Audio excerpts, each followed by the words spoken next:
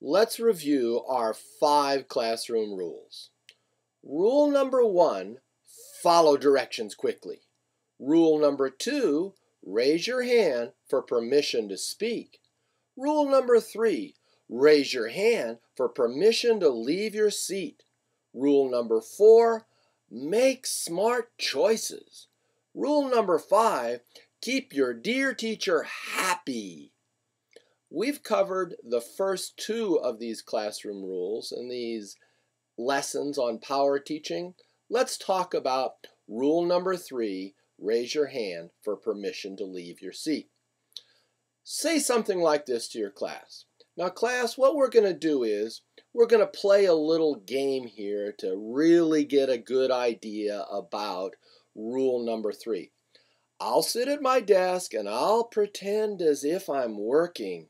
And every once in a while, I want one of you to just get up and kind of wander around the classroom. It's okay, we're going to practice breaking rule 3. So then, you sit at your desk, you pretend as if you're working, a couple of kids get up, wander around the classroom, you tell them, oh, good job of breaking rule 3. You did exactly what I want, which was, you broke the rule. Now, here's how we're really going to do it. In class, if someone gets up and leaves their seat and they didn't raise their hand for permission, I'm just going to say, Rule 3. And I want all of you kids to say, Rule 3, raise your hand for permission to leave your seat. And if everybody does that really quickly, and if the person who's out of their seat scurries back to their seat really fast, then I might give you a point here on the scoreboard.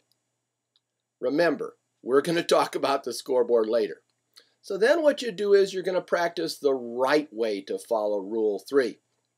You say, all right, I'll pretend as if I'm writing.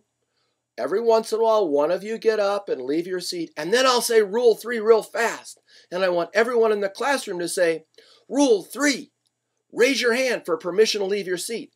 And if you're out of your seat, just run back to your seat real fast. You see, first we're going to explain what the rule is. We're going to give them practice in breaking the rule, practice in following the rule.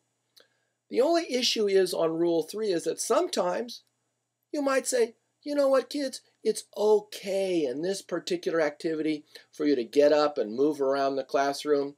And when it's okay, I'll take a green Post-it note and I'll put it next to rule 3. And that means you can get up without raising your hand for permission to leave your seat.